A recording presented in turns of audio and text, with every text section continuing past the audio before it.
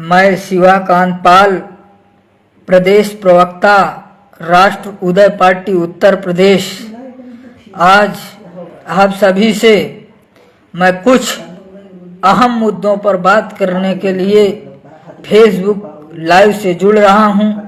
आप सभी से निवेदन है कि आप अधिक से अधिक जुड़ें, क्योंकि आज मुझे सूचना मिली है कि वाराणसी जनपद के कपसेटी थाना के अंतर्गत एक हमारे समाज की बहन बेटी 16 वर्षीय, जो कि अभी अध्ययन का कार्य कर रही थी, 11वीं की छात्रा थी, मोनिका पाल, जिसकी कुछ दरिंदों ने उसकी आबरू को लूट करके उसको मौत के घाट उतार दिया।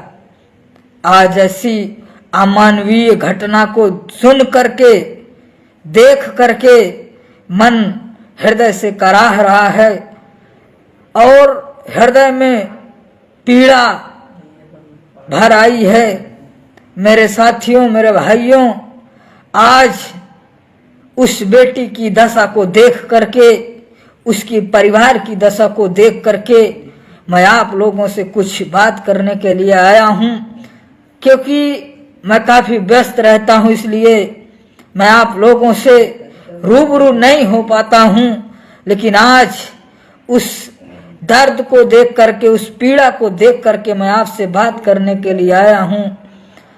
आज उस बेटी को कुछ दरिंदों के द्वारा उसकी आबरू को लूट करके उसको लखनऊ इंटरसिटी में बोरे में बांध करके उसकी लाश को रख दिया गया था। आज बताइए, निरंतर समाज के साथ ऐसी अमानवीय घटनाएं घट रही हैं और ना तो सरकार का ध्यान उस पर जाता है, ना तो पुलिस प्रशासन उस पर ध्यान देती है, ना तो उस पर कोई अधिकारी एक्शन लेता है।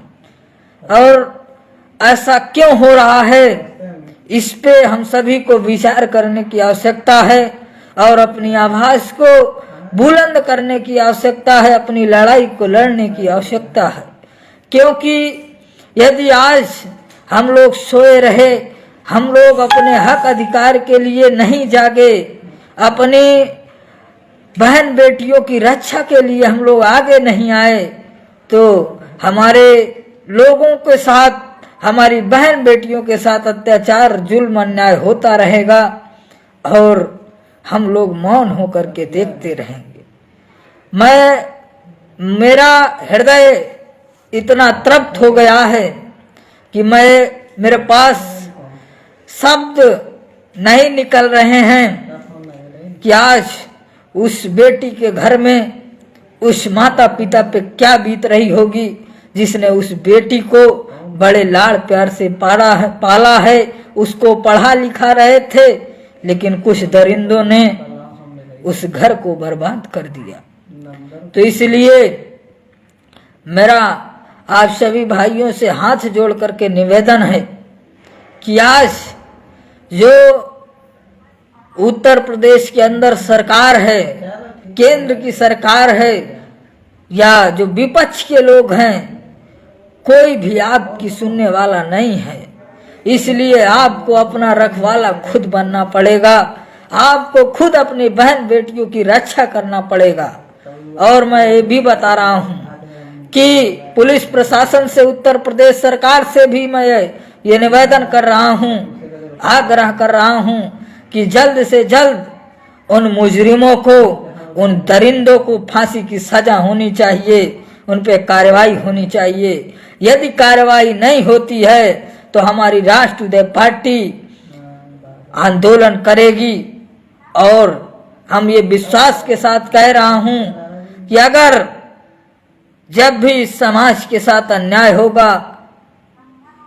होगा, जुल्म होगा, तो राष्ट्र उदय पार्टी का एक एक कार्यकर्ता अपना खून पसीना बहाने के लिए तैयार है।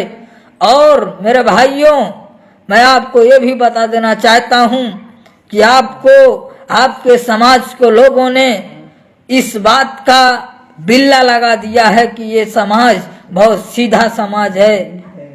तो अब आपको सीधा बन के रहने की जरूरत नहीं है, क्योंकि यदि आप सीधा बन के रहेंगे तो ये जमाना आपको जीने नहीं देगा। इसलिए मैं आपसे ये कहना चाहता हूँ कि अब आपको शस्त्र और शास्त्र की जरूरत है।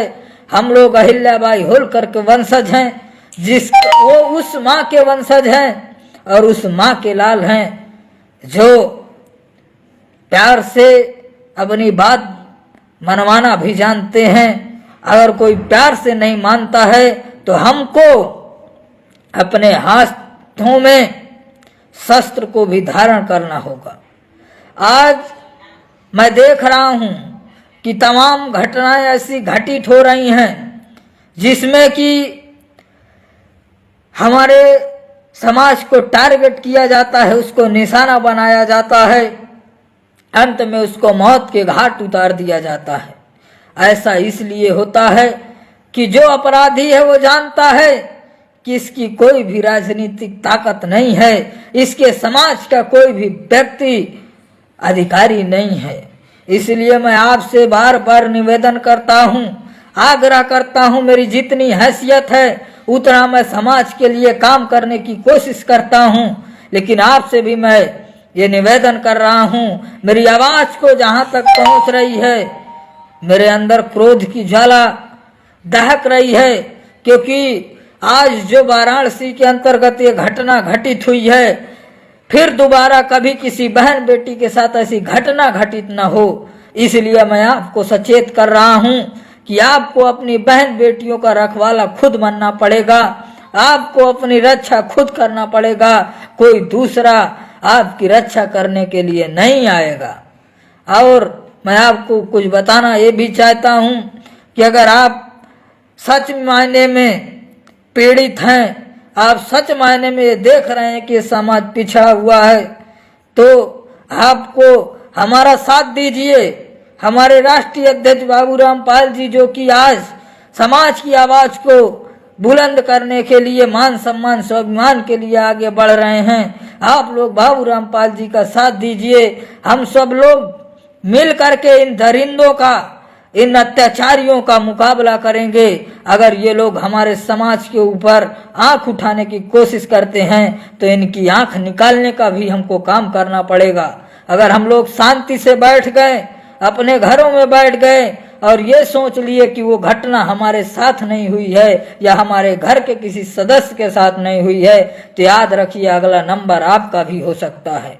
इसलिए मैं आपको ये भी बता देना चाहता हूँ कि उत्तर प्रदेश ही नहीं बल्कि पूरे भारत देश में यदि किसी भी बहन बेटी के साथ कोई भी गलत काम होता है, किसी भाई के साथ अन्याय होता है, तो हम सभी को मिल करके उसका मुकाबला करना होगा। और यदि हम लोग शांत रह गए तो याद रखिए क्या कि आज जो घटना उस बेटी के साथ हुई है, उस परिवार के साथ हुई है, वही घटना हमारे साथ भी हो सकती है। तो इसलिए आज इस कलह को, इस पीड़ा को देख करके मन तो कराह रहा है। तो इसलिए मैं उत्तर प्रदेश सरकार से भी यह आग्रह करता हूं कि ऐसे दरिंदों को फांसी की सजा होनी चाहिए, उनको बख्शा नहीं जाना चाहिए। और मेरे समाज के लोगों, आपसे भी मैं निवेदन करता हूं, आग्रह करता हूं कि आप लोग हमारा साथ दीजिए, आप लोग अपनी हुकूमत बनाइए, क्योंकि यदि आप लोगों की राजनीतिक हुकूमत नहीं रहेगी तो ये लोग आपका साथ छलावा करते रहेंगे, आपको परेशान करते रहेंगे, आपके साथ जुल्म अन्याय होता रहेगा। मेरे भाइयों, अगर आप ये चाहते हैं कि कोई ऊपर से आकर के हमारी बहन बेटी की रक्षा करेगा, हमारी सुरक्षा करेगा, कोई ऊपर से आकर के हमारा विकास करेगा, हमारे कष्ट का निवारण करेगा, तो ये असंभव है। अब ऊपर से आने वाला कोई नहीं है। सम्राट अशोक आए थे, वो चले गए। अहिल्याबाई होलकर पैदा हुई थी, वो चली गई। डॉक्टर बाबा साहब B.R. अम्बेडकर पैदा हुए थे, वो अपनी जिम्मेदारी का निर्वहन करके चले गए। सावित्रीबाई फूले जन्मी थी वो भी अपना जिम्मेदारी का निर्वहन करके चली गई। छत्रपति साहू जी महाराज आए थे, वो भी अपनी जिम्मेदारी का निर्वहन करके चले गए। और अगर आज आप चाहते हैं कि हमारा विकास हो, हमारे समाज के साथ जो अन्याय अत्याचार जुल्म हो रहा है, उस जुल्म अत्याचार अन्याय का खात्मा हो, तो आपको डॉक्टर बाबा साहब अम्बेडकर बनना होगा, आपको अहिल्याबाई होलकर बनना होगा, आपको छत्रपति साहू जी महाराज बनना होगा, आपको सम्राट अशोक बनना होगा। और यदि आपके घर में सम्राट अशोक पैदा होगा, डॉक्टर बाबा साहब अम्बेडकर पैदा होगा, आपके घर में यदि भगत सिंह पैदा होगा, आपके घर में चंद्रशेखर आजाद पैदा होगा, तो कोई माई का लाल पैदा नहीं हुआ है जो आपके परिवार की तरफ आंख उठा करके भी देख सके। इसलिए मैं आपसे बड़े विनम्रता के साथ इस चीज को कहना चाहता हूं कि आपके साथ कोई भी घटना घटित होती है, कोई भी नेता आपके पास नहीं आता है। अभी बनारसी में ये जो घटना मोनिका पाल की मैं आपसे बात कर रहा हूं, इसके घर में उस शहर में मोदी जी भी हैं, योगी जी भी हैं, लेकिन उसके घर में कोई देखने नहीं गया है, ना तो कोई अधिकारी गया है कि उसके दर्द को कोई बांटने के लिए भी नहीं गया। तो ऐसा इसलिए हो रहा मेरे भाइयों, क्योंकि समाज में एकजुटता नहीं है, लोग अपने अपने का पैर खींचने का काम करते हैं। मेरे नौजवान दोस्तों, तुम यदि जो तुम्हारे समाज के नेताओं के भी ये हाल है, मैं बता देना चाहता हूं आपसे, जो विभिन्न पार्टियों में राजनीति करते हैं आपके समाज के नेता, चाहे अजीत पाल मंत्री जी की बात कर लीजिए, चाहे एसपी सिंह बघेल जी की बात कर लीजिए, पूजा पाल की बात कर लीजिए, जितने भी आपके समाज के नेता, चाहे भारतीय जनता पार्टी में हो, समाजवादी पार्टी में हैं, वो सभी गूंगे बन करके बैठे हुए हैं, उनकी जुबान को ताला लगा हुआ है। और मैं बता देना चाहता हूं, आपके जितने भी समाज के नेता हैं, राजनीतिक पार्टियों में हैं, वो राजनीति कर रहे हैं, उसने अपनी बुद्धि और विवेक को हुकूमत के सामने गिरवी रख दिए हैं। इसलिए आपको कह रहा हूं कि इन नेताओं के भरोसे मत रहिए, आप लोग खुद नेता बनिए, खुद अपनी आबरू का रखवाला बनिए, क्योंकि ये लोग आपका सौदा करते हैं। चुनाव के समय में ये आपकी वोट को दिला करके अपना तो जो भी इनको मिल जाता है खाने पीने के लिए, उतने में ये खुश रहते हैं, इनसे समाज से लेने देने का कोई वास्ता नहीं रहता है। इसलिए मैं आपसे फिर कह रहा हूं कि इन नेताओं का पीछा छोड़ दीजिए और खुद एकजुट होकर के समाज को एक रास्ते पे लाने का काम करिए और अपनी रक्षा करें। और जब तक हम लोगों के पास राजनीतिक हुकूमत यदि आज होती, अगर हम लोगों के पास राजनीतिक पॉलिटिकल पावर होती, यदि हमारे समाज का बेटा अधिकारी होता, डीएम एसपी होता, कलेक्टर होता, तो आज किसी के पास भी वो हिम्मत नहीं होती कि हमारे लोगों के ऊपर, हमारी बहन बेटियों के ऊपर आंख उठा सके। तो इसलिए मैं कह रहा हूं कि मेरी बात को ध्यानपूर्वक सुने और ध्यान दें कि अब गूंगे बहरे रहने से काम नहीं चलेगा। अब सीधे बन करके रहने से, जीवन यापन करने से आपका भला नहीं होगा। आपको जो व्यक्ति जिस हिसाब से समझता है, जिस भाषा में समझने का काम करता है, उसको उस भाषा में आप समझाने का काम करें। अगर वो व्यक्ति प्यार से समझता है तो प्यार से समझाइए, और अगर प्यार से नहीं समझता है तो उसको जिस भाषा में वो समझता है उस भाषा में समझाने का काम करिए। हम लोग किसी से कमजोर नहीं हैं, और मैं बता देना चाहता हूं कि अब हमको एक होना पड़ेगा। उत्तर प्रदेश के अंदर अपनी ताकत को दिखाना होगा, हुकूमत को भी इस चीज का एहसास कराना होगा कि ये दबा कुचला समाज, अति पिछड़ा समाज किसी भी समाज से कम ताकत नहीं रखता है। हम लोग तो जनसंख्या में ज्यादा हैं, लेकिन एकता न होने के कारण ये विभिन्न समाज के लोग, ये विभिन्न दरिंदे लोग हम लोगों का शोषण करते हैं। और मैं क्या बताऊं, आज जो कुछ लोग समाज के लोग हैं जो कि चाटुकारिता करते हैं, जाकर के भारतीय जनता पार्टी में चाटुकारिता करते हैं, समाजवादी पार्टी में चाटुकारिता करते हैं, ऐसे लोगों को शर्म से डूब मरना चाहिए कि आज हमारी बेटी के साथ, हमारे भाइयों के साथ अत्याचार हो रहा है, अन्याय हो रहा है। इनकी जुबान सिली हुई है, इनके जुबान से एक शब्द भी नहीं निकल रहा है। मेरे भाइयों, काफ़ी कुछ कहना है, लेकिन आज मैं कुछ नहीं कहूँगा।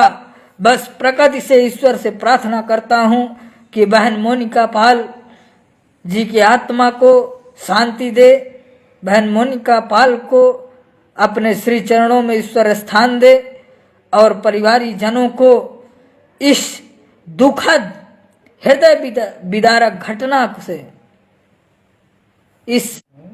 इस पीड़ा को सहन करने की क्षमता दें। और अब मैं कुछ ज़्यादा नहीं कहूँगा। आज बाबूराम पाल जी दिन रात उस बेटी को न्याय दिलाने के लिए बनारस की गलियों में दौड़ रहे हैं। तमाम समाज के लोग वहाँ पर लगे हुए हैं। मैं सभी लोगों को बहुत बहुत धन्यवाद देता हूँ कि आप सभी लोग इसी प्रकार, अगर समाज के ऊपर कहीं अत्याचार, अन्याय, जुल्म होता दिख रहा है तो आप लोग खुल करके उसका जो है साथ दीजिए और अपनी रक्षा करिए, अपने आबरू का रखवाला बनिए। यदि हमारी ज़रूरत कहीं पड़ती है तो मेरी जितनी हिम्मत है, जितनी मेरी हैसियत है, मैं समाज के लिए 24 घंटा काम करने की इच्छा रखता हूँ। और मैं आपसे भी निवेदन करता हूँ कि आप लोग भी समाज के साथ अत्याचार, जुल्म, अन्याय की इस घड़ी में साथ दें। बहुत बहुत धन्यवाद। जय हिंद। पुनः उस मृतक बेटी मोनिका पाल जी के आत्मा की शांति के लिए ईश्वर से प्रार्थना करता हूँ। परिवारी जनों को इस अपूर्णीय क्षति के लिए, इस दुखद पीड़ा के लिए ईश्वर से प्रार्थना करता हूँ कि परिवारी जनों को इस दुख को सहन करने की शक्ति दें। बहुत बहुत धन्यवाद। जय हिंद। जय मां अहिल्याबाई होलकर।